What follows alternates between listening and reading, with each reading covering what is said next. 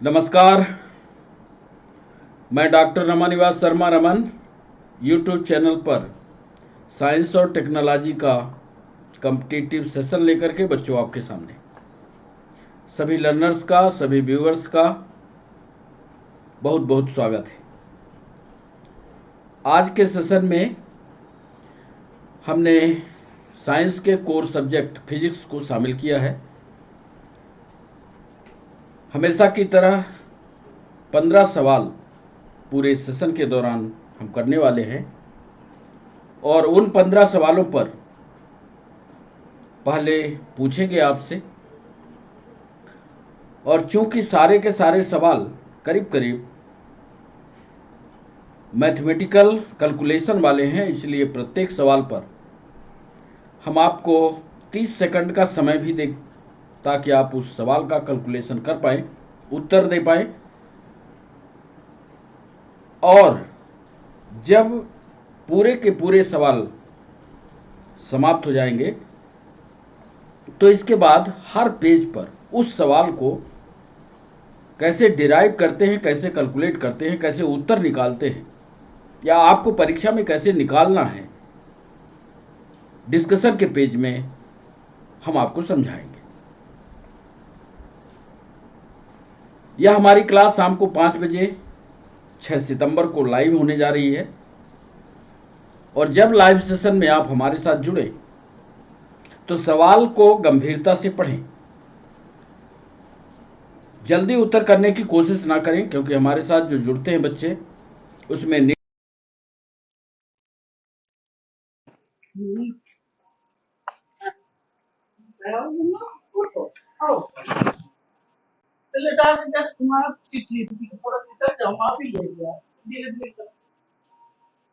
बिट्टू नहीं किसी की ए रवि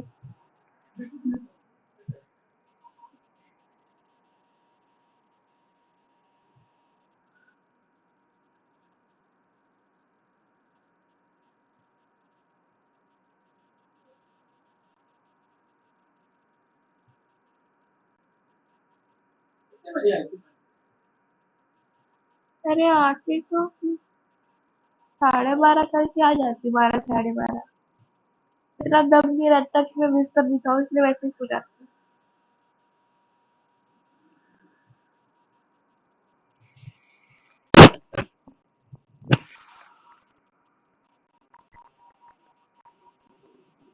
शामिल किया है, कुछ पुराने सवालों को भी शामिल किया है और कुल 15 सवाल इस सेशन में शामिल करके हम आपसे ये जानना चाहते हैं कि क्या आपकी तैयारी आने वाली पीएनएसटी की परीक्षा या आने वाली नीट की परीक्षा जो होगी, क्या आप उसके लिए इस तरह से तैयारी कर रहे हैं? क्या आपका नोट्स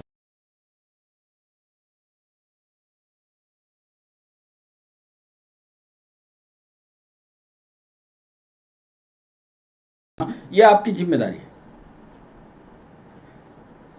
तो इस फिजिक्स वाले सेशन की ओर चलते हैं और जैसा हमने कहा है हर सवाल पर डिस्कशन करेंगे। सवाल को पढ़ते लिखने का प्रोसेस सिर्फ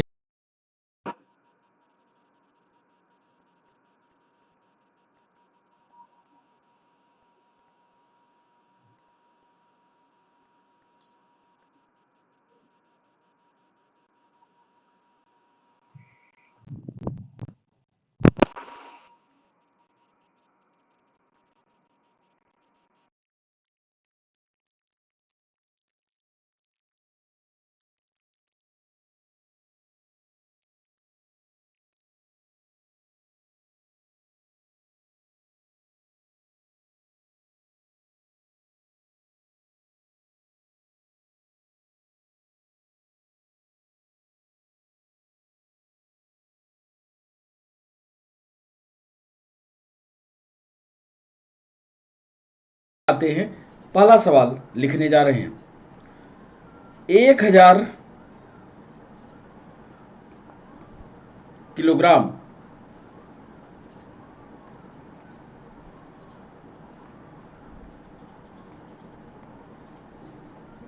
1000 किलोग्राम एक मिनट इंतज़ार कीजिएगा, हम क्लास को, पैड हमारा नहीं चालू हो पा रहा है। किट्टू,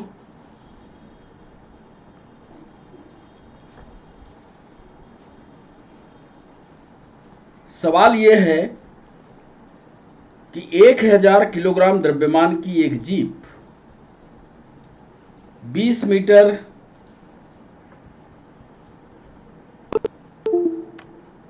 त्रिज्या के एक वृत्तीय पथ पर चलती है। चलिए, चालू हो गया, हम सवाल को लिखते हैं।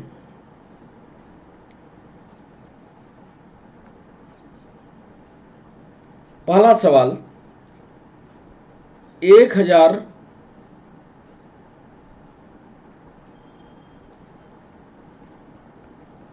किलोग्राम द्रव्यमान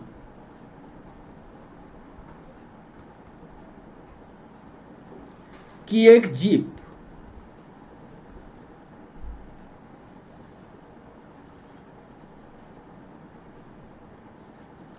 1000 जो जीप है हमारी, उसका द्रव्यमान जो है 1000 किलोग्राम है। 20 मीटर त्रिज्या के 20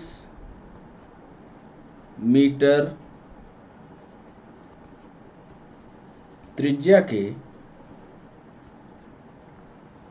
वृत्तीय पथ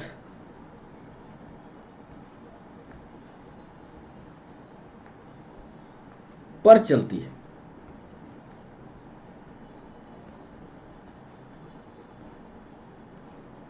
एक 1000 किलोग्राम द्रव्यमान की एक जीप है, 20 मीटर त्रिज्या का एक सर्कुलर पाथ है, उस पर चलती है। यदि जीप और सड़क के बीच, यदि जीप और सड़क के बीच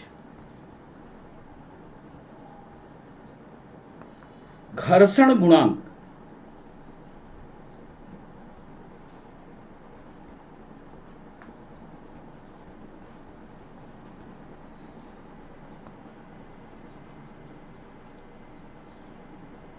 .64 है,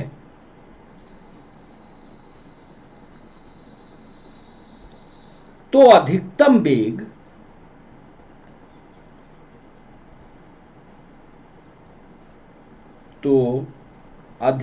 वेग जिससे जीप, शर्त देखिएगा, जिससे जीप बिना फिसले चल सकती है।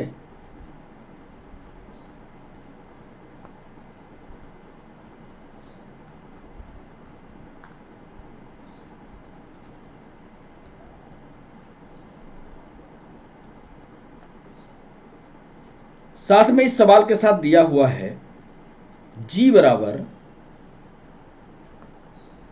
10 मीटर पर सेकंड स्क्वायर, 10 मीटर पर सेकंड स्क्वायर। सवाल एक बार फिर से ध्यान से सुन लीजिएगा। एक जीप है, सर्कुलर पाथ पर ऐसे ऐसे करके चल रही है। यदि जीप और सड़क के बीच का जो फ्रिक्शन है, उसका जो गुणांक है वो 0.64 है, तो अधिकतम वेग जिससे जीप बिना फिसले चल पाए, यदि जी वहां पर 10 मीटर पर सेकंड स्क्वायर। एक फार्मूला आपने घर्षण गुणांक वाले चैप्टर पर या घर्षण वाले चैप्टर पर पढ़ा होगा, उसको हम याद दिलवाएंगे आपको। यदि अभी दिलवा देंगे तो आप बहुत जल्दी उसको कर पाएंगे।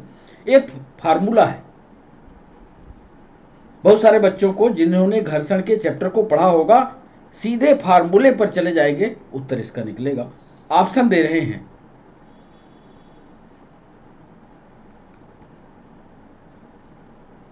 पांच 5.6 मीटर पर सेकंड, मीटर पर सेकंड।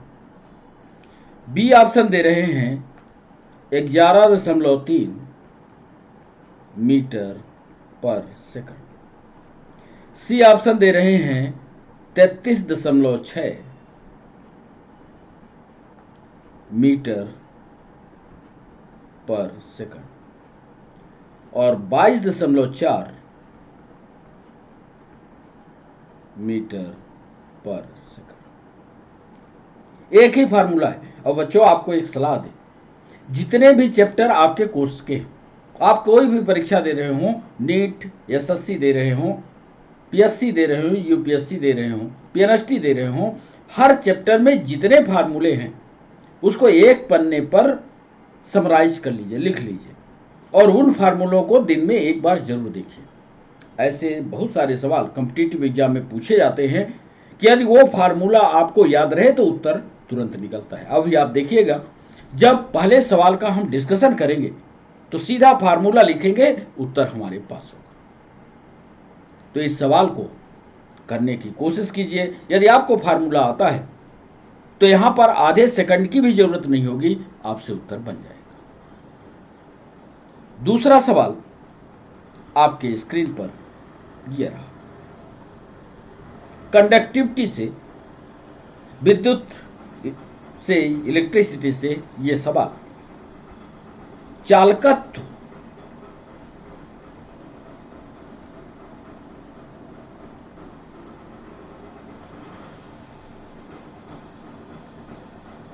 पांच ओम, ये वाला चिन्ह आपको याद आता होगा, -1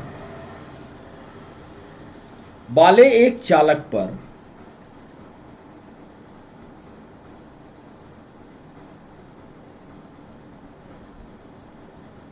एक चालक पर 10 वोल्ट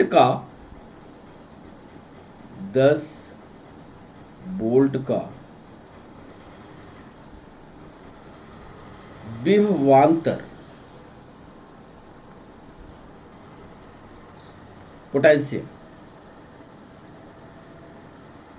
चालकत्व 5 ओम वाले एक कंडक्टर पर 10 वोल्ट का विभवांतर प्रयुक्त किया जाता है।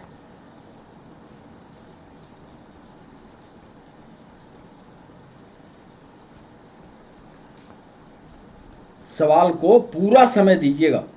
समझने में सबसे बड़ी होशियारी होगी कि आप सवाल को समझ पाएं। अब सवाल जो पूछ रहा है, प्रयुक्त किया जाता है चालक के माध्यम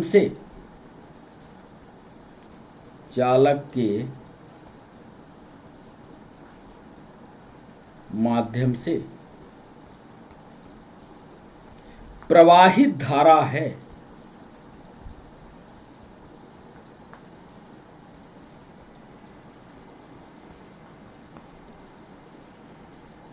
और इसमें भी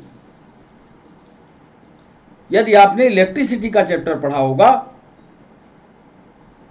तो 2019 में पीएनएसटी में, जीएनटीएसटी में भी यह सवाल पूछा गया। 2019 में सेम सवाल था। यदि आपको फार्मूला इलेक्ट्रिसिटी में का याद होगा, सीधा आप फार्मूले पर रखोगे, उत्तर निकल आएगा। ऑप्शन दे रहे हैं आपको ए 25 एम्पियर, बी ऑप्शन दे रहे हैं 60 एम्पियर, सी ऑप्शन दे रहे हैं 50 एम्पियर और डी ऑप्शन दे रहे हैं 30 एम्पियर।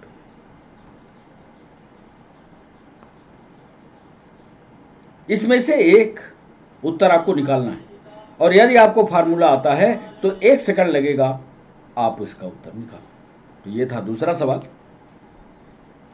तीसरा सवाल, इसका भी डिस्कशन करेंगे और डिस्कशन के पेज में पूरी सवाल को लगाएंगे, कैसे उत्तर निकलता है ये दिखाएंगे। तीसरा सवाल, एक सिंपल पेंडुलम से ये सवाल है। तीसरा सवाल कि एक साधारण लोलक की लंबाई, पहले सवाल को पढ़ देते हैं तो आपके दिमाग में वो चलता रहे। एक साधारण लोलक की लंबाई और समय अवधि के वर्ग के बीच का ग्राफ किस प्रकार का होता है।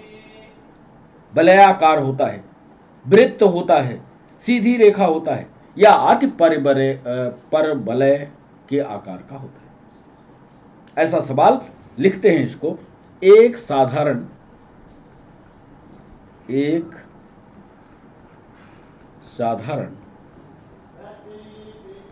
लोलक की लंबाई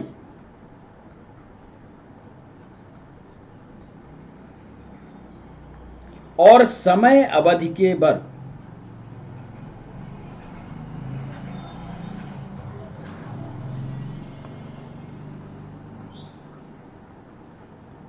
मतलब लोलक जो पेंडुलम है जब वो मूव करता है तो दो चीज, उसकी लेंथ और टी के बीच में, एल और टी के बीच में यदि ग्राफ खींचा जाए तो ग्राफ का आकार क्या होगा। कुल मिलाकर के ये सवाल पूछ रहा है कि एक साधारण लोलक की लंबाई और समय अवधि के वर्ग के बीच, अवधि के वर्ग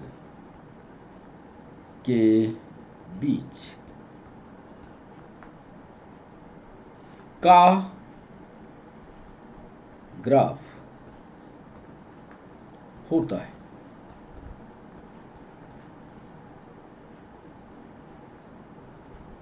ए पैराबोलिक या परवलय,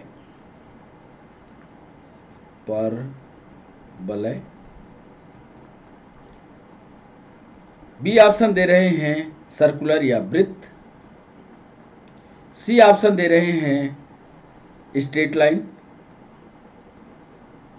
सीधी रेखा, और डी ऑप्शन दे रहे हैं अति परवलय।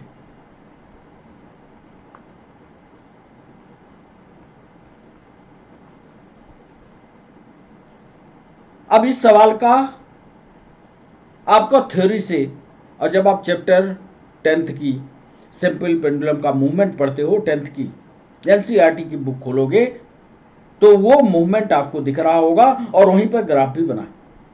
सीधा सवाल वहीं से पूछा है कि साधारण लोलक की लंबाई और समय अवधि के बीच की ग्राफ कैसा होता है, लिखा हुआ है। आप इसको करने की कोशिश कीजिएगा, इसका भी डिस्कशन हम करेंगे। बच्चों, चौथा सवाल आपके स्क्रीन पर ये रहा। यह सवाल यूनिट और मेजरमेंट से नीट में पूछा गया। सब बहुत ही सरल सवाल, बहुत ही सरल सवाल, लेकिन इसका डिस्कशन जो है, यदि आपने थोड़ी सी लापरवाही की, चौथा सवाल आपका गलत हो सकता है। देखिएगा चौथा सवाल, सीजीएस एक पद्धति है, सीजीएस सेंटीमीटर ग्राम सेकंड एक पद्धति है, एमकेएस, एफपीएस, सीजीएस पद्धति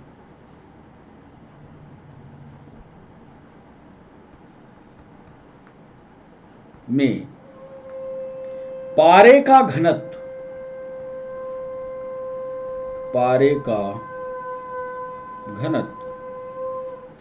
13.6 सेंटीमीटर क्यूब है। कुछ नहीं पूछ रहा है, सीधा ये फार्मूले पर रखोगे।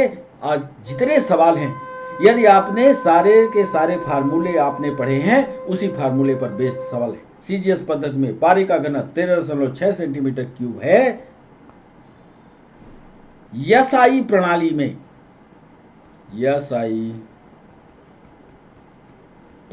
में इसका मान होगा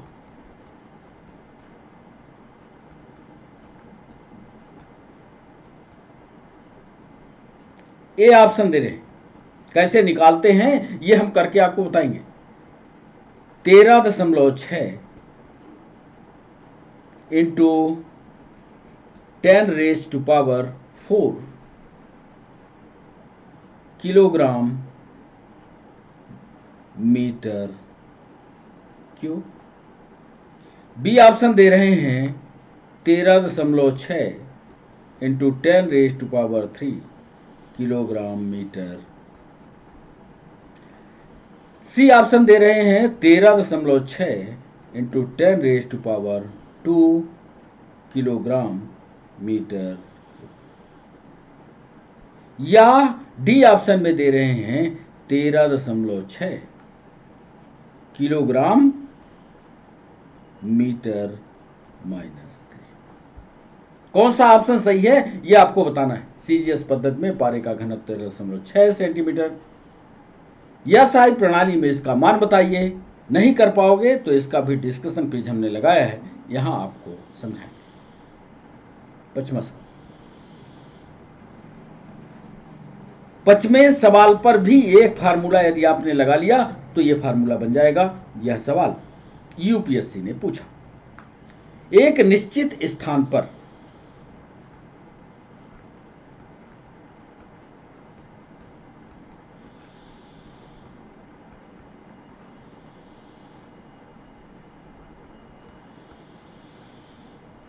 नति कोण,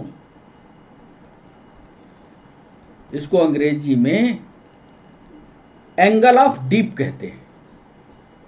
लिख लो अंग्रेजी वाले बच्चे, एंगल ऑफ डीप, नति कोण ज्ञात कीजिए।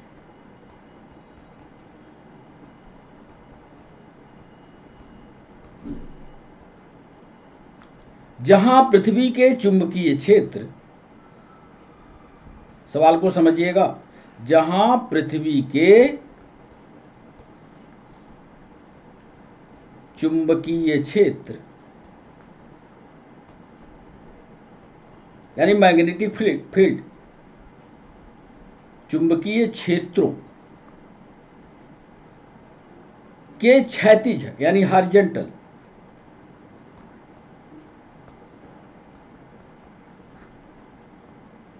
और वर्टिकल घटक बराबर होते हैं। वर्टिकल यानी ऊर्ध्वाधर घटक कंपोनेंट बराबर होते हैं। बड़ा बढ़िया सवाल है। एंगल ऑफ डीप बताइए जहां पृथ्वी के चुंबकीय क्षेत्र का जो क्षैतिज होगा, हॉरिजॉन्टल होगा, और वर्टिकल घटक जो है बिल्कुल बराबर हो। हम आपको ऑप्शन दे रहे हैं। ए ऑप्शन है 60 डिग्री, बी ऑप्शन दे रहे हैं 45 डिग्री, सी ऑप्शन दे रहे हैं 30 डिग्री और डी ऑप्शन दे रहे हैं 75 डिग्री। निश्चित स्थान पर एंगल ऑफ डीप, यह भी पढ़ा होगा आपने। नहीं पढ़ा है तो इन सवालों के पूछने का मतलब है कि एक बार इस चैप्टर पर जाइए और सारा का सारा चैप्टर पढ़िए। चुंबकीय क्षेत्रों के क्षैतिज और वर्टिकल घटक बराबर होते हैं। नहीं बनेगा तो 5वें सवाल का भी डिस्कशन लाए हैं, डिस्कशन आपको समझाएंगे। 6वां सवाल बच्चों आपके स्क्रीन पर यह रहा। हवा में, लाइट से जुड़ा हुआ यह सवाल, हवा में समतल उत्तल, समतलोत्तल कह लीजिए, हवा में समुत्तल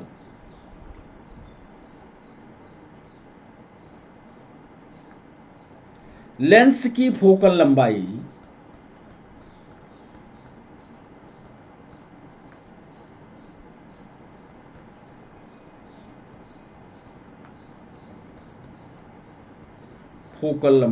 हवा में सम उत्तल लेंस की फोकल लंबाई इसकी वक्रता त्रिज्या के,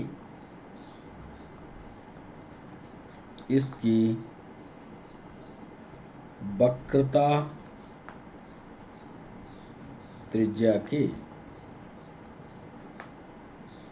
बराबर होती है।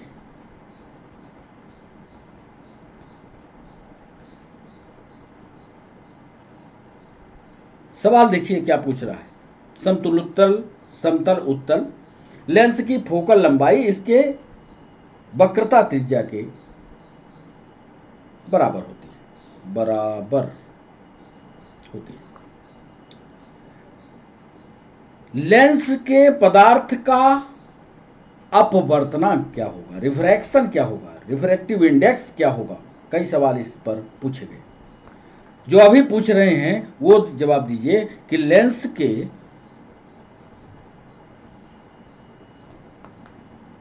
पदार्थ का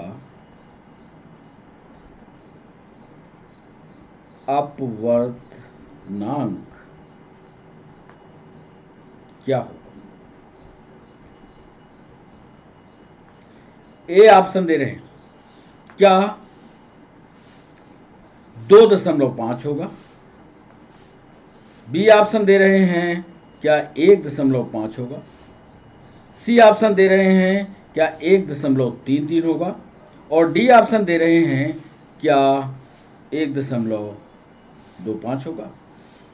हवा में समतुलोत्तल लेंस की फोकल लंबाई इसकी वक्रता त्रिज्या के बराबर होती है। लेंस के पदार्थ का अपवर्तनांक क्या होगा, यह सवाल पूछा गया। क्या ये 2.5 है, क्या ये 1.5 है, क्या 1.33 है, क्या 1.5 है। बच्चों, ये था 6वां सवाल। इसका भी डिस्कशन करेंगे आपके साथ।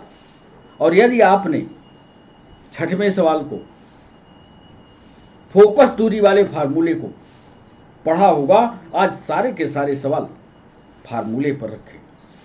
फार्मूले का मतलब ये कि यदि आप फिजिक्स पढ़ते हैं तो फिजिक्स में जितने फार्मूले आते हैं सब की समरी बनाइए। हर चैप्टर के फार्मूले की एक पन्ने में लिखिए, जहां आप पढ़ते हैं वहां चिपका लीजिए और सारे सवालों को दिन में एक बार जरूर देखिए, तो आपसे बनता रहेगा। बच्चों, 7वां सवाल आपके स्क्रीन पर यह रहा। पृथ्वी के एक सैटेलाइट की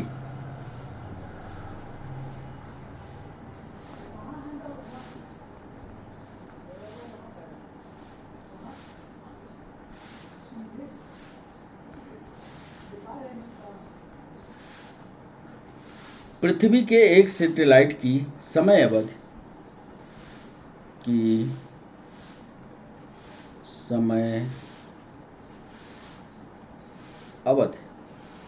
5 आवर है।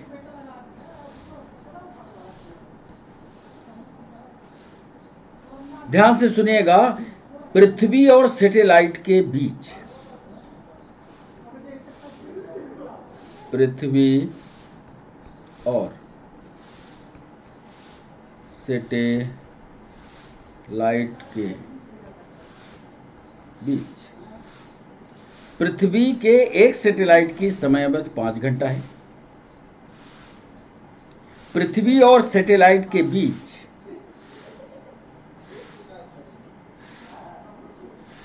जो दूरी है, पृथक्करण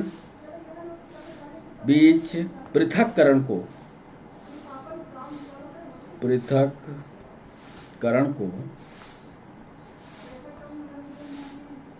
पूर्व मान से बढ़ाकर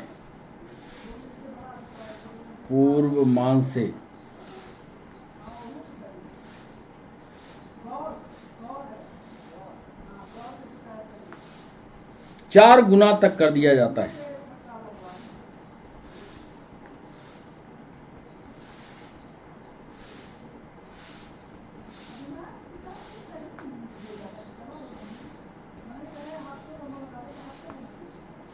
तो नई समय अवधि क्या होगी?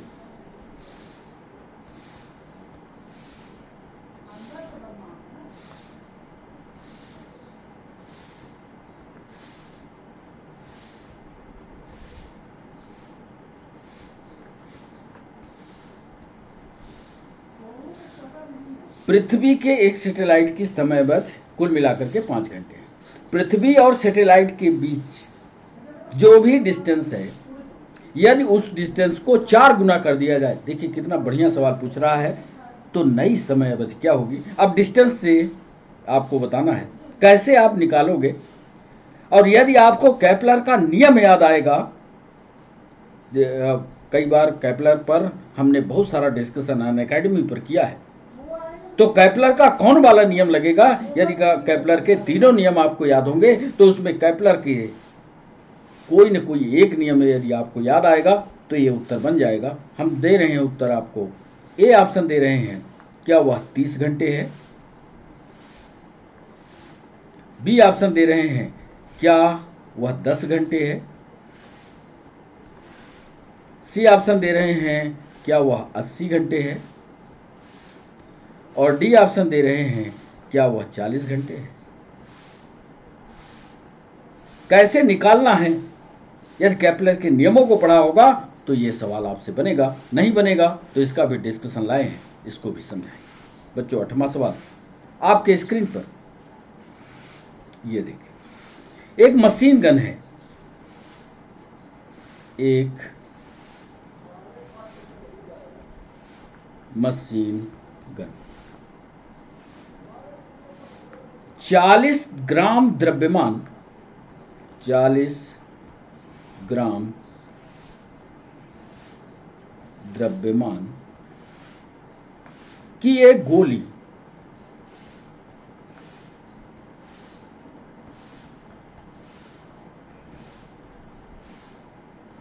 को 40 ग्राम, एक मशीन गन है, उसमें जो गोली दागी जाएगी उसका वजन जो है 40 ग्राम है। 40 ग्राम द्रव्यमान की एक गोली को, ध्यान से पढ़िएगा, 1200 मीटर पर सेकंड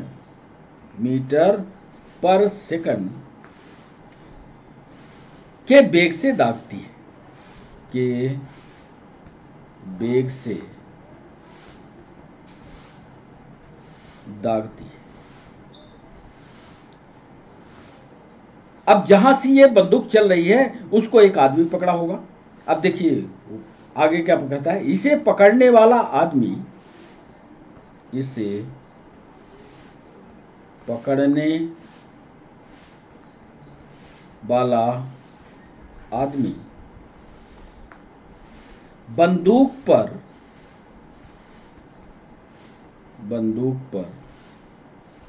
अधिकतम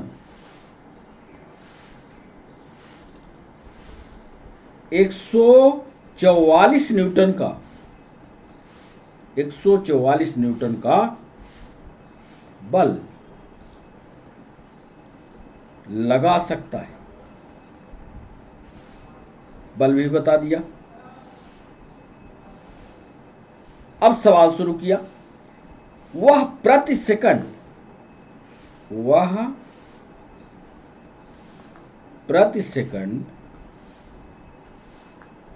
कितनी गोलियां दाग सकता है या कितनी गोलियां छोड़ सकता है उस मशीन गन के द्वारा।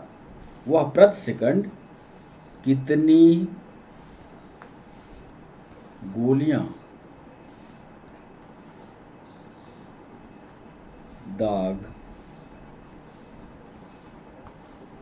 सकता है। ए ऑप्शन दे रहे हैं, क्या वो गोली 6 हो सकती है? बी ऑप्शन दे रहे हैं, क्या वो गोली 3 हो सकती है? सी ऑप्शन दे रहे हैं, क्या वो गोली 48 हो सकती है? और डी ऑप्शन दे रहे हैं, क्या वो गोली सिर्फ 1 हो सकती है? एक मशीन गन है, 40 ग्राम द्रव्यमान की एक गोली है, 1200 मीटर पर सेकंड के वेग से दागी जा रही है। इसे पकड़ने वाला आदमी बंदूक पर अधिकतम 144 न्यूटन का बल लगा सकता है। वह प्रति सेकंड कितनी गोलियां दाग सकता है? 6, 3, 48 या 1? इसका भी डिस्कशन करेंगे। और कैसे इसका डिस्कशन करेंगे आप करने की कोशिश कीजिएगा, थोड़ा दिमाग लगाइएगा। और मान लीजिए कौन सा दिमाग लगा रहे हैं, यदि आपको आ रहा है तो कमेंट सेक्शन में हमें बताइए कौन सा दिमाग चला रहे हैं आप। 9वां सवाल आपके स्क्रीन पर।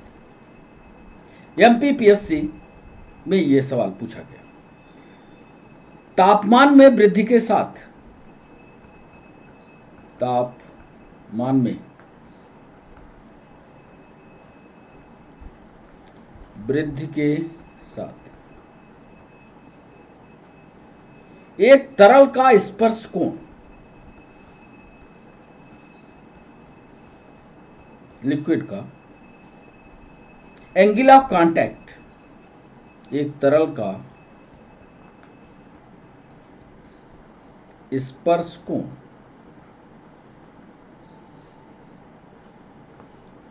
अब आगे आपको बताना है, आगे वाक्य को पूरा करना है।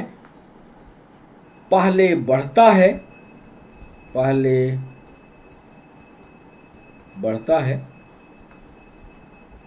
फिर घटता है।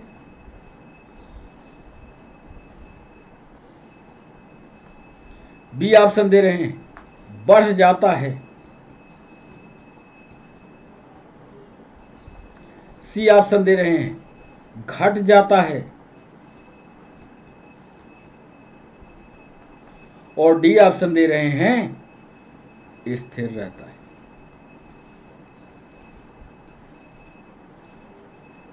एक लिक्विड है और उस लिक्विड को गर्म कर दिया जाए तो जो उसके कांटेक्ट एंगल्स हैं, लिक्विड और लिक्विड के बीच में कांटेक्ट एंगल बनता है, इसको भी पढ़िएगा। ये भी चैप्टर से बहुत सारे सवाल नीट में भी, पीएनएसटी में भी, पीएससी यूपीएससी में भी पूछे जाते हैं।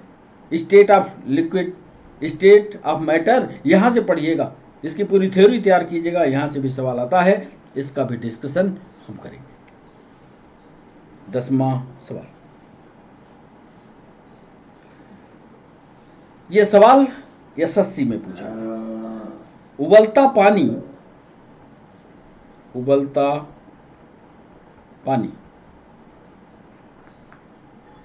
भाप में या स्टीम में बदल रहा है। भाप में बदल रहा है। उबलते पानी की विशिष्ट ऊष्मा, पानी की स्पेसिफिक हीट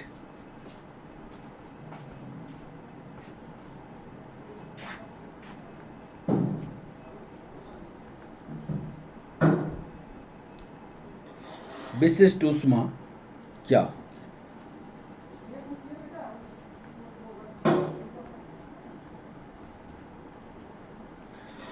क्या वो शून्य होगी?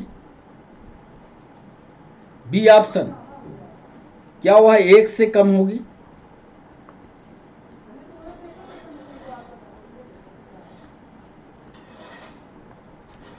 सी ऑप्शन दे रहे हैं क्या वह अनंत होगी? और डी ऑप्शन दे रहे हैं क्या वह 1 होगी? थ्योरेटिकल सवाल, उबलता पानी भाप में बदल रहा है, उबलते पानी की विशिष्ट ऊष्मा क्या होगी? क्या वो शून्य है? क्या वह 1 से कम होगी? क्या वह अनंत होगी? क्या 1 होगी? इस थ्योरेटिकल सवाल को भी हम विस्तार से समझाएंगे। बच्चों 11वां सवाल आपके स्क्रीन पर यह रहा। यह सवाल पीएनएसटी में पूछा गया। एक निश्चित स्थान पर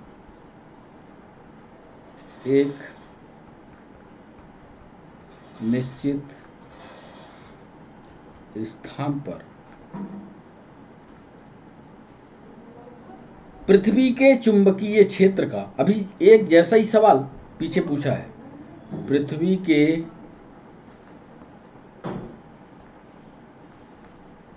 चुंबकीय क्षेत्र का, चुंबकीय क्षेत्र यानी मैग्नेटिक फील्ड, चुंबकीय क्षेत्र का क्षैतिज घटक का हॉरिजेंटल कंपोनेंट, क्षैतिज घटक वर्टिकल कंपोनेंट के एक निश्चित स्थान पर पृथ्वी के चुंबकीय क्षेत्र का हॉरिजेंटल यानी क्षैतिज घटक, ऊर्ध्वाधर घटक का, ध्यान से सवाल, 1/√3 गुना है। उस स्थान पर एंगल ऑफ डिप क्या होगा? उस स्थान पर नति कोण क्या हो? ए ऑप्शन दे रहे हैं क्या शून्य है? बी ऑप्शन दे रहे हैं क्या नति कोण 60 डिग्री होगा? सी ऑप्शन दे रहे हैं क्या 45 डिग्री होगा? और डी ऑप्शन दे रहे हैं क्या वह 30 डिग्री होगा? इसको भी मैथमेटिक्स वाले जल्दी निकालते हैं, बाकी जो सब्जेक्ट वाले हैं थोड़ा विलंब कर सकते हैं, पर यहां पर फार्मूला बिल्कुल सरल सा लगेगा, इसका भी डिस्कशन हम करेंगे। 12वां सवाल,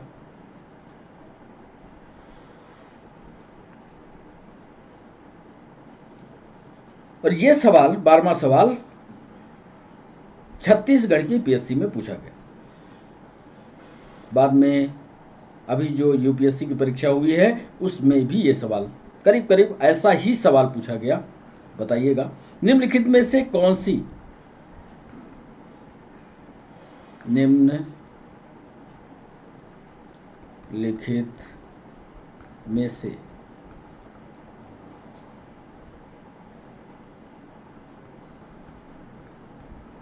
कौन सी एक मूल राशि, एक फंडामेंटल यूनिट, एक फंडामेंटल यूनिट यानी मूल राशि है? ए ऑप्शन दे रहे हैं, क्या वह वजन है? बी ऑप्शन दे रहे हैं, क्या वह कार्य है? सी ऑप्शन दे रहे हैं, क्या वह विद्युत धारा है? और डी ऑप्शन दे रहे हैं, क्या वह आवृत्ति है यानी फ्रीक्वेंसी है? निम्नलिखित में से कौन एक फंडामेंटल यूनिट है? यह सवाल 12वां है। क्या वो वजन है, क्या वह कार्य है, क्या वह विद्युत धारा है, क्या वह आवृत्ति है? इसका भी डिस्कशन करेंगे। 13वां सवाल, 13वें सवाल को जरा संभल के, नीट में और पीएनएसटी दो महत्वपूर्ण परीक्षाओं में यह पूछा गया। आपने डायोड ट्रायोड पढ़ा होगा, उसी से जुड़ा हुआ सवाल है। ये सर्किट एक बनाएंगे और उस सर्किट पर से जुड़ा हुआ ये सवाल पूछेंगे। एक, पहले सवाल लिख लीजिए, एक पी एन संधि डायोड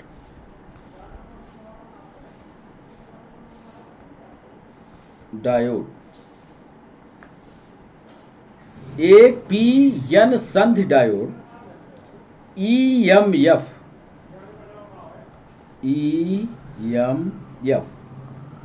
5.5 वोल्ट की एक बैटरी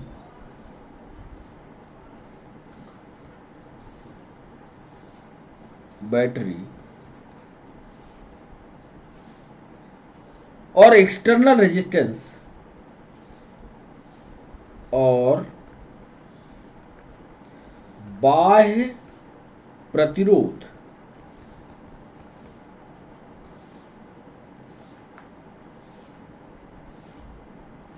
.1 ओम से जुड़ा हुआ है।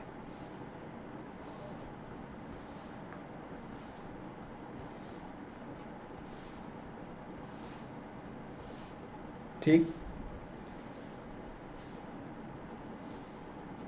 डायोड में अवरोध विभव, डायोड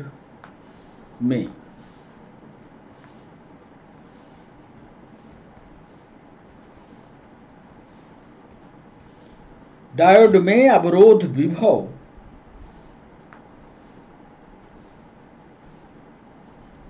0.4 वोल्ट है। अब ये पूछेगा, अभी जो चित्र बनाएंगे, कि इस परिपथ में, इस सर्किट में कुल धारा कितनी है? परिपथ में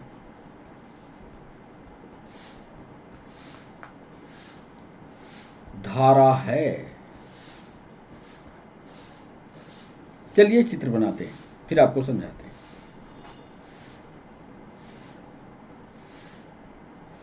ये देखिए, 5.1 ओम,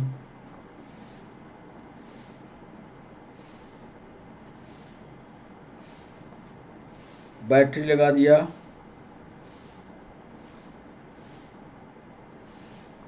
कितने की?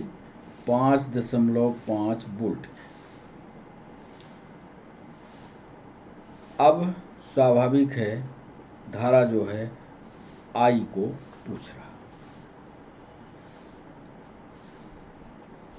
आंसर दे रहे हैं, परिपथ को समझ लीजिएगा, जैसे हमने लिखा है उसको ध्यान से करिए।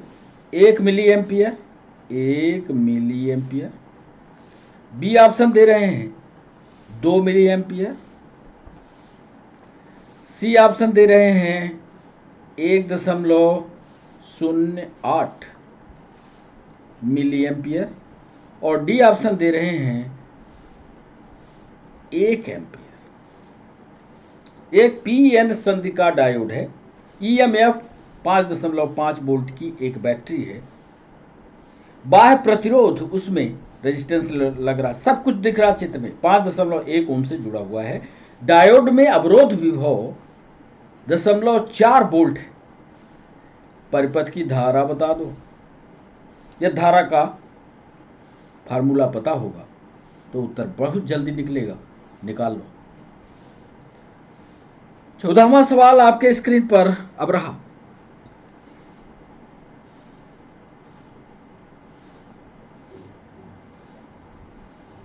जरा इस सवाल को सोच विचार करिएगा। यह भी सवाल एक बार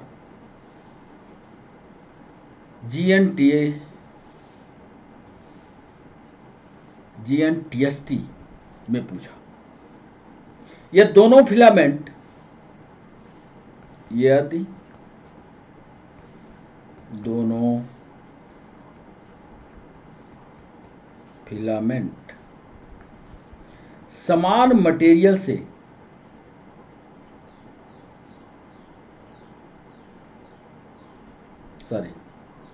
इसको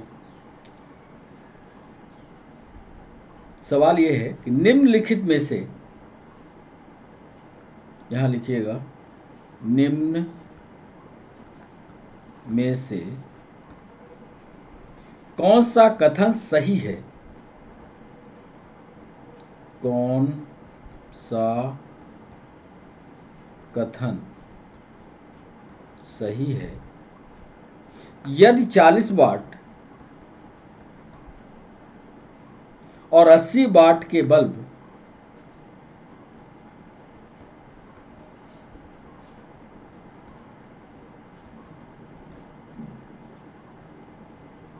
के फिलामेंट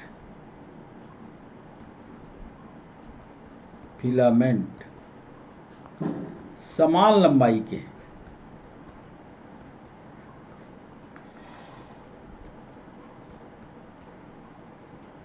इसको काटने के बाद ये 14वां सवाल, निम्न में से कौन सा कथन सही है? यह 40 वाट और 80 वाट के बल्ब के फिलामेंट की लंबाई समान है।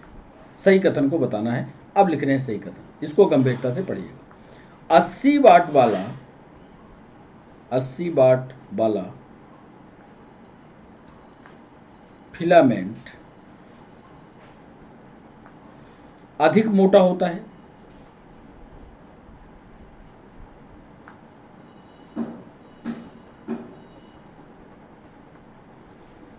बी ऑप्शन दे रहे हैं 40 वाट वाला फिलामेंट अधिक मोटा होता है। सी ऑप्शन दे रहे हैं दोनों की लंबाई समान नहीं हो सकती। दोनों की लंबाई समान नहीं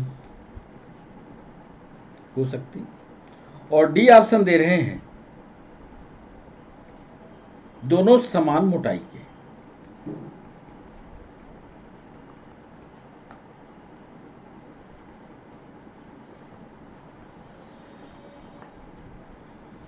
निम्न में से कौन सा कथन सही है? 40 वाट और 80 वाट के बल्ब के फिलामेंट समान लंबाई के हैं। 80 वाट वाला फिलामेंट अधिक मोटा है, 40 वाट वाला अधिक मोटा है। दोनों की लंबाई समान नहीं हो सकती, दोनों समान मोटाई के हैं। इसका डिस्कशन भी करेंगे। और सेशन का अंतिम सवाल आपके स्क्रीन पर, फोर्स और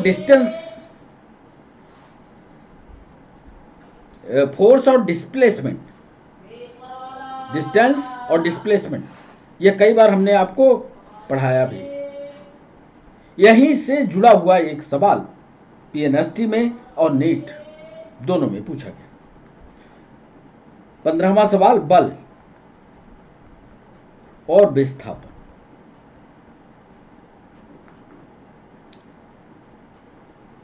ग्राफ के अंतर्गत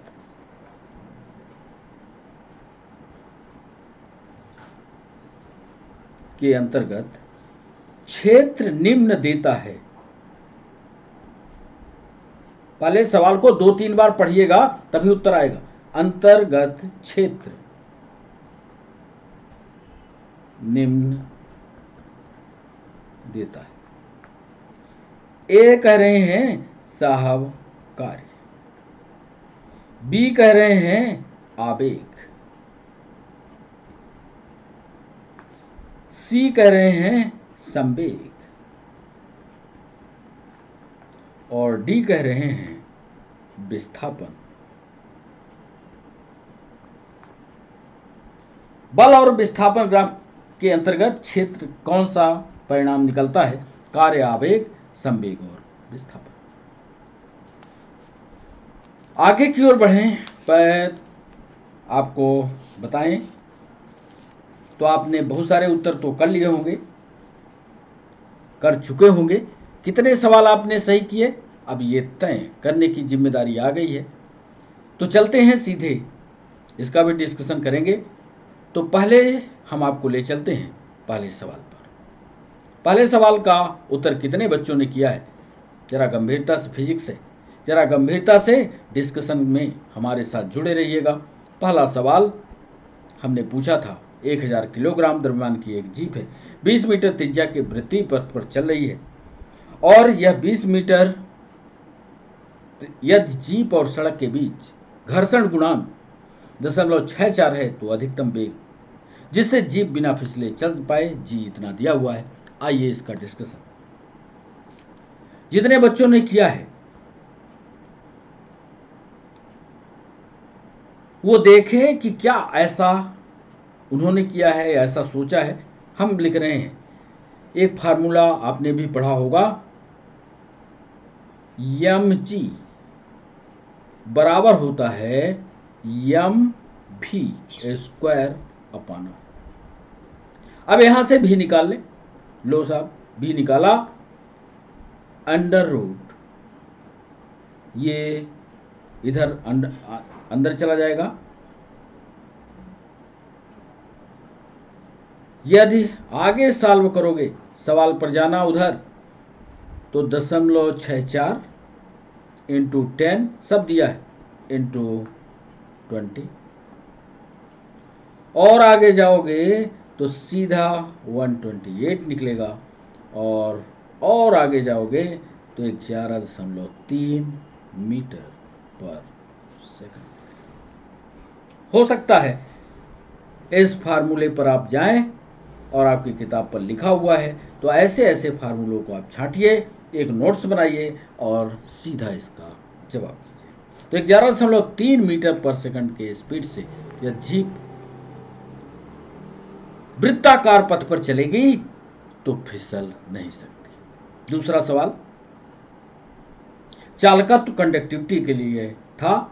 एक चालक पर 10 वोल्ट का विभवांतर प्रयुक्त किया जाता है। चालक के माध्यम से प्रवाहित धारा, हमने कहा था कि यदि आपको विभवांतर धारा की परिभाषा पता होगी तो कर पाओगे। आइए दूसरा फार्मूला लिखते हैं। V बराबर होता है IR।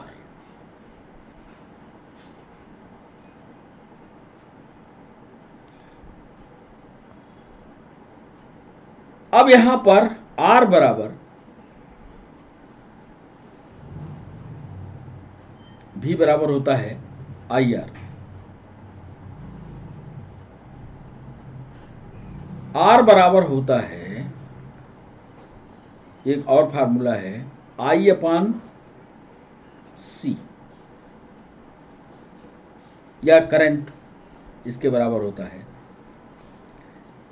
तो यहां हो जाएगा जितना प्रतिरोध आपने लिया 10 इंटू I इंटू 1/C हो जाएगा, 1/5 आएगा। तो आई बराबर हो जाएगा, ये आई करेंगे तो ये 10 गुणे 5 आएगा, तो बराबर ये 50। एक हेडिंग, एक इनपुट हमने आपको दिया है कि आपको कितना जल्दी उत्तर करना है, क्योंकि ज़्यादा कैलकुलेट करने में, सिस्टमेटिक करने में यदि लगोगे तो बहुत टाइम चला जाएगा, इसलिए जल्दी इसका उत्तर करने की कोशिश करना। 50 एम्पियर इसका सही जवाब। तीसरा सवाल हमने पूछा कि एक साधारण लोलक की लंबाई और समय अवधि के वर्ग के बीच का ग्राफ क्या होता है। इसको भी पहले लिख लेते हैं, फिर आपको उत्तर बताते हैं। एक साधारण लोलक की लंबाई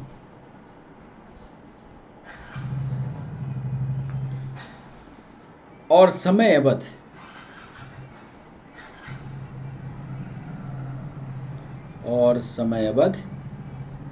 के वर्ग के बीच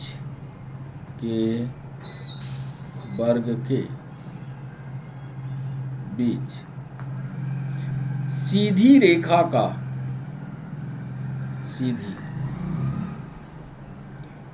का ग्राफ प्राप्त होगा। एक तो ये आपकी किताब पर लिखा है। दूसरी चीज, हम आपको कारण बताना चाहते हैं। कारण क्या? दूसरे पॉइंट पर कारण लिखेगा, क्योंकि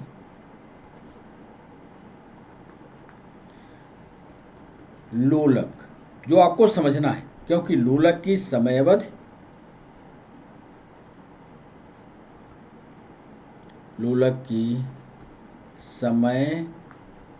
अवधि, इस लाइन पर ध्यान दीजिएगा, लोलक की समय अवधि लोलक की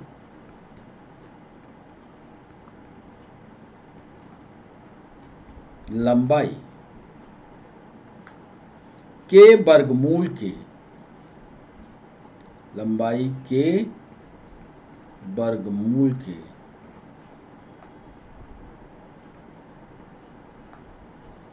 आनुपातिक होती है। ये भी आपकी किताब पर लिखा। तो बिना टाइम खराब किए हुए चौथे सवाल पर चलते हैं, आप इसको फिर पढ़िएगा। सीजीएस पद्धति में पारे का घनत्व इतना है, या साई प्रणाली में इसका मान क्या होगा, इसको भी सीधा हम आपको ले चलते हैं डिस्कशन पर, फिर इसका उत्तर करते हैं। चौथा सवाल,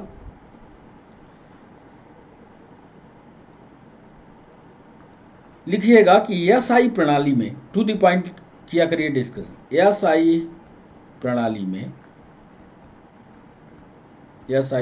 में घनत्व या डेंसिटी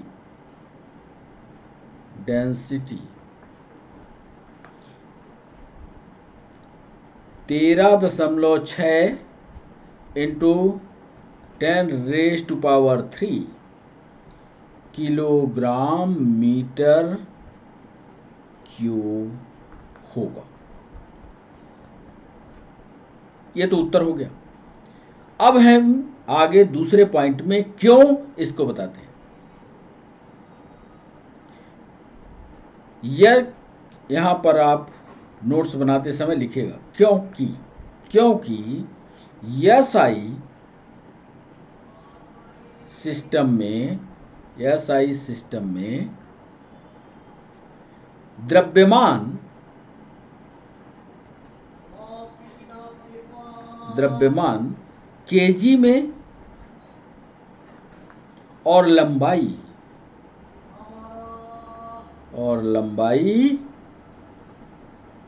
मीटर में ली जाती है।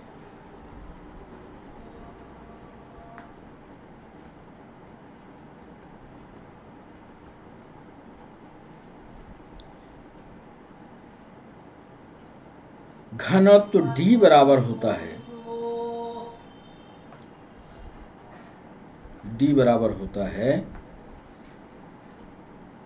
13.6 ग्राम प्रति सेंटीमीटर क्यूब। समझते चलिएगा, बराबर होगा 13.6 इंटू 10⁻³ kg अपॉन 10⁻² m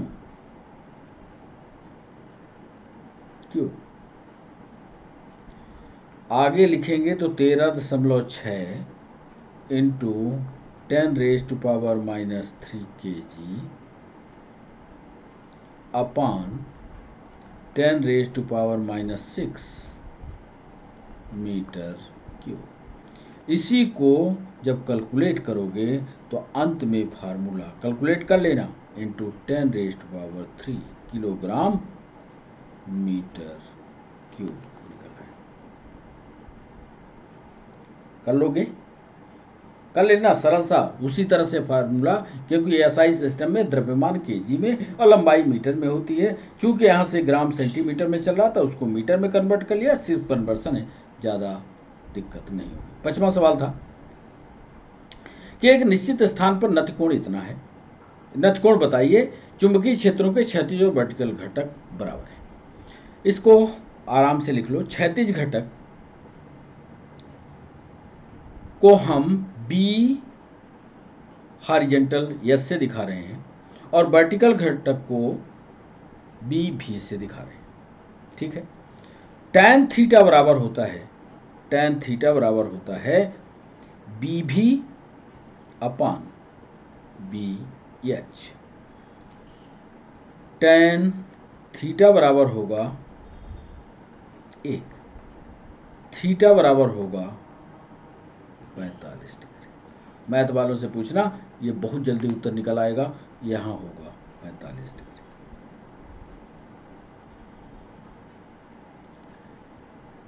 छठवां सवाल था कि हवा के समतल उत्तल लेंस की फोकल लंबाई इसकी वक्रता त्रिज्या के बराबर होती है।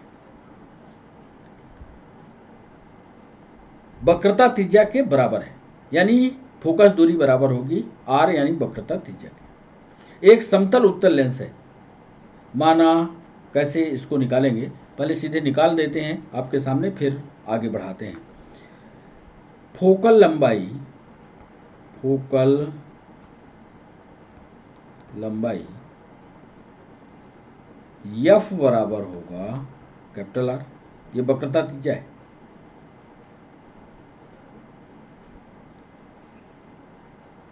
वह एक समतल उत्तल लेंस है, वह एक समतल उत्तल लेंस है, वह एक समतल उत्तल लेंस है, माना R1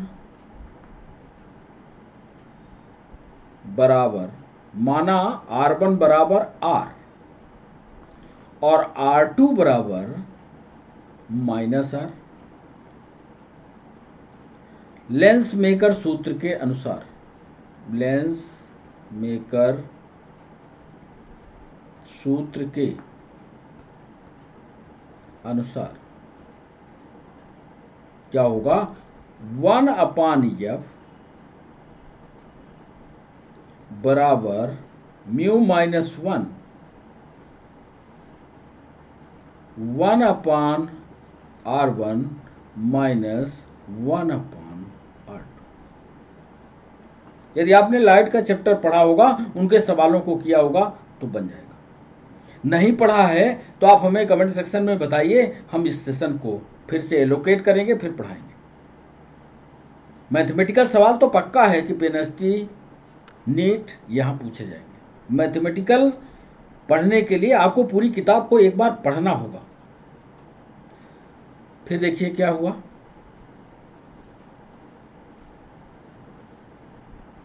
तो 1/f बराबर ये निकला, 1/R बराबर, क्योंकि f जो है f बराबर r है, तो 1/R बराबर होगा mu -1 1/R 1/r plus 1/r।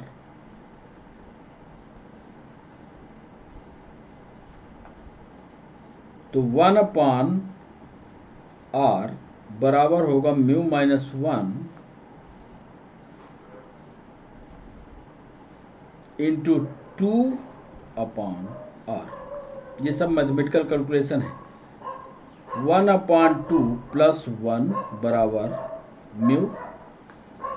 तो म्यू बराबर होगा 2 1 3 बटे 2, इसलिए म्यू बराबर होगा 2 एकम 2 और 2 पंचे 10 बराबर 1.5।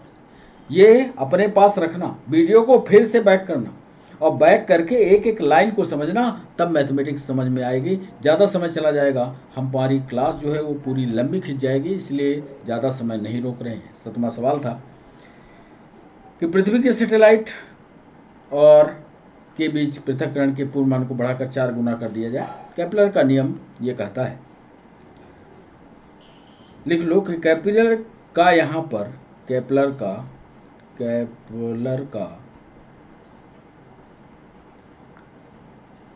तीसरा नियम केपलर का तीसरा नियम कहता है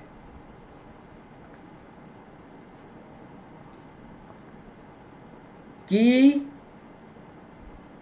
आर और समय काल का फॉर्मूला याद करो, पढ़ाया है। टी स्क्वायर समानुपाती होगा आर क्यूब के। ये तीसरे नियम पर इस तरह का लिखा होगा। अब यदि आपको ये पता है तो उत्तर बहुत जल्दी निकलेगा। तो टी स्क्वायर टी एच इसका वर्ग बराबर होगा उसके वर्ग के R0 RH के, इसका भी वर्ग, इसका क्यूब, ये वर्ग में या ये क्यूब में। तो क्या हो जाएगा, T0 TH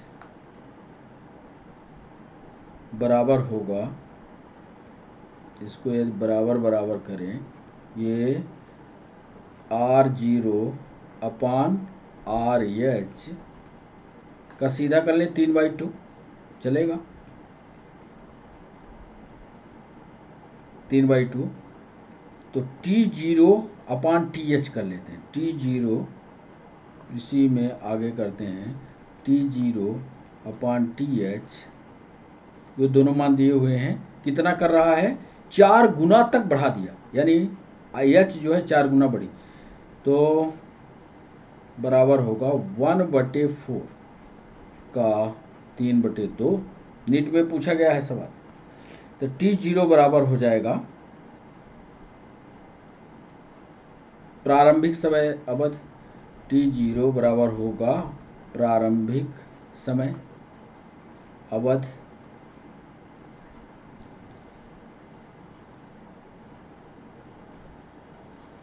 अब पृथ्वी और सैटेलाइट के बीच पृथक्करण को पूर्णमान से बढ़ाकर 4 तक कर दिया गया है। तो क्या होगा,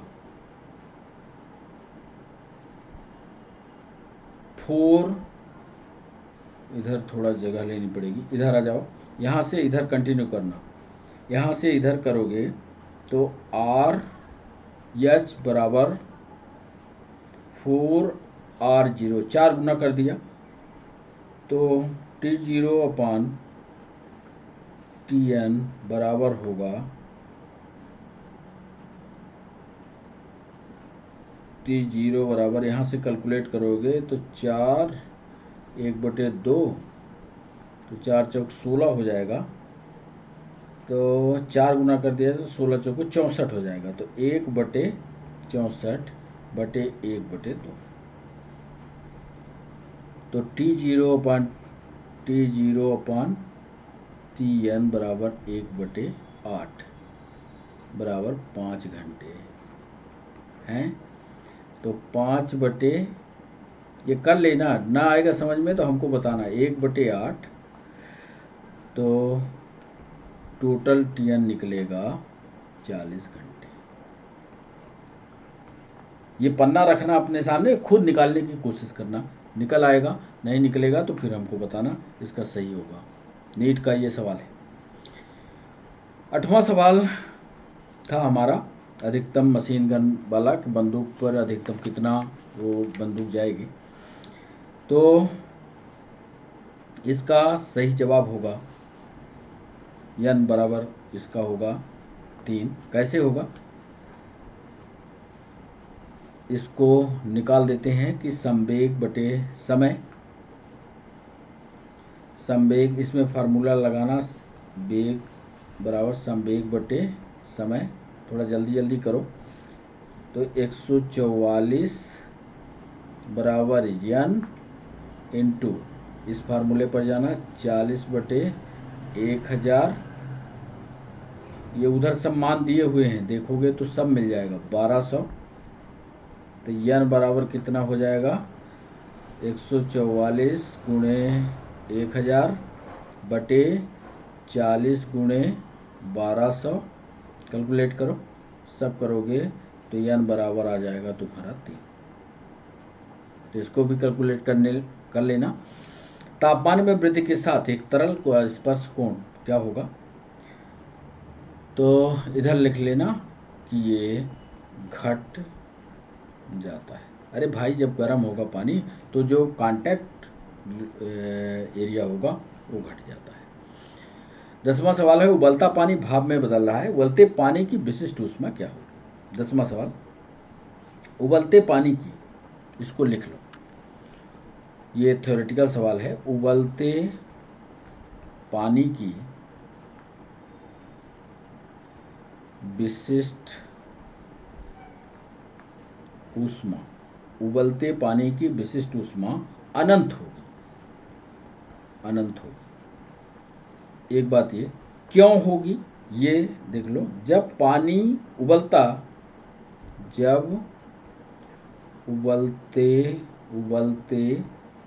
पानी में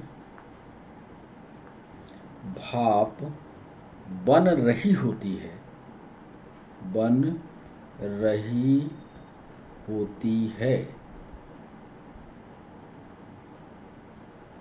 तो तापमान नियत रहता है, फिक्स रहता है, नियत रहता है।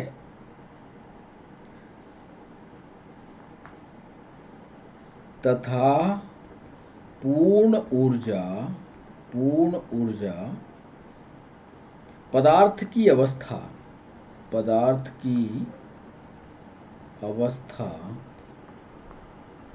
को बदलने में, पदार्थ की अवस्था को बदलने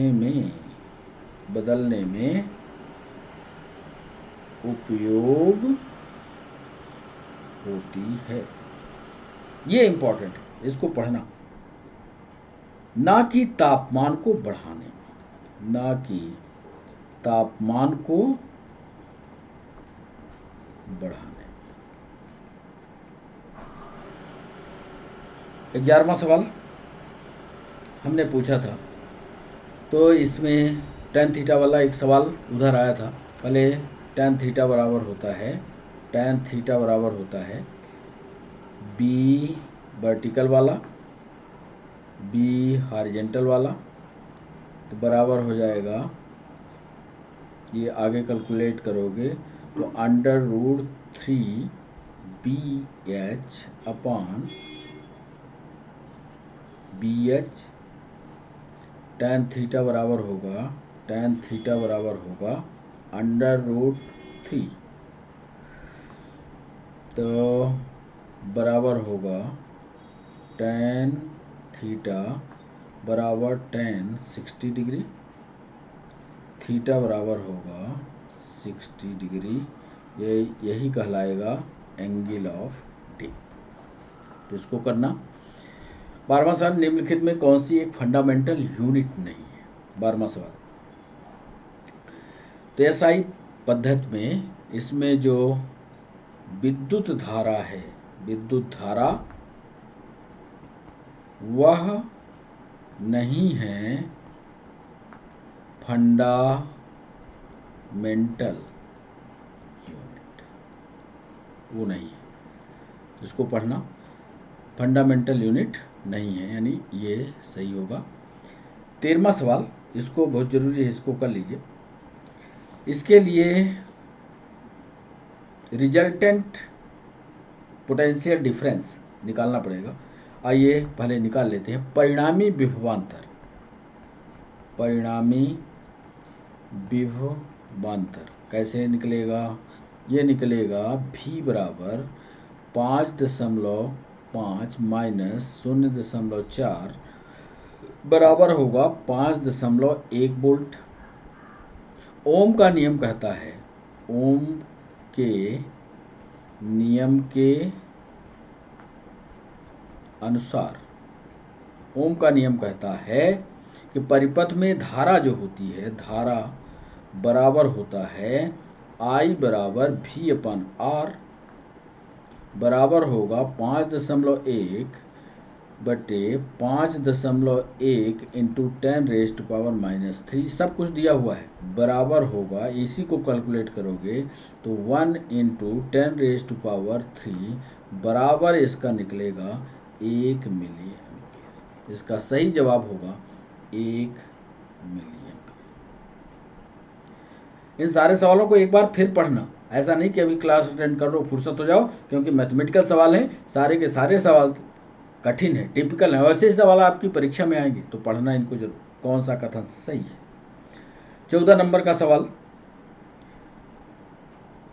क्या इसमें है, यह दोनों फिलामेंट समान मटेरियल के हैं, या लिख देते हैं, यदि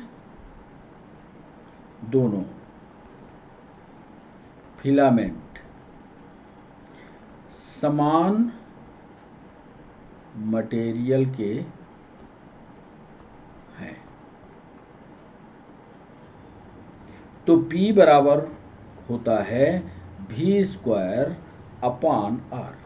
तो P बराबर होगा V² इंटू एरिया के अपान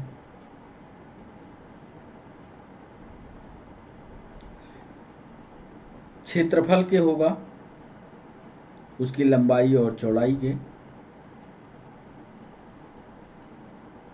तो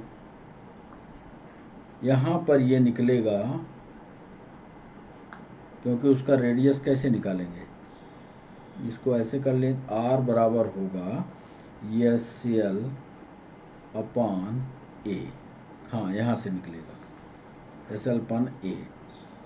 तो P जो होगा वो सीधा समानुपाती होगा A के। तो इससे ये पता लगता है, लिख लो यहाँ, अतः 80 वाट के बल्ब का क्षेत्रफल, 80 वाट के बल्ब का क्षेत्रफल अधिक होगा, यानी मोटाई अधिक होगी। इसको भी पढ़ लेना एक बार। सेशन का अंतिम सवाल आपसे पूछते चलें, बल विस्थापन ग्राफ। बल लगाते हैं तो उसमें डिस्प्लेसमेंट होता है, तो बल विस्थापन ग्राफ जो है सिर्फ एक को बताता है, और वो है बल विस्थापन। ये लिख लो, बल विस्थापन ग्राफ के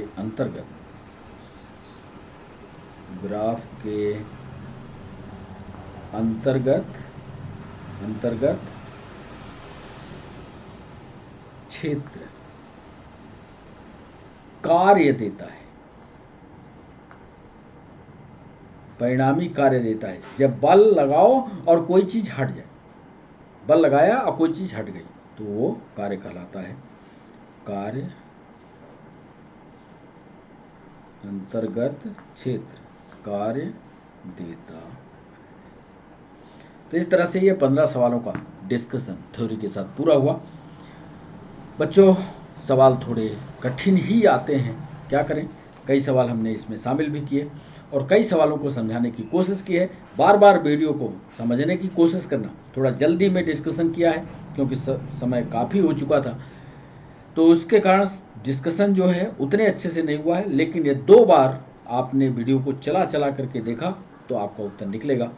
तो बच्चों, अब क्लास को यहीं रोकते हैं और क्लास को रोक करके आपसे, जब आप हमारे साथ लाइव रहें, आपको कोई दिक्कत लगती है तो आप कमेंट सेक्शन में टाइप कीजिए, हम आपके समस्या का समाधान करेंगे। या कोई सवाल पूछना है तो लिख करके हमारे नंबर पर आप पूछ सकते हैं।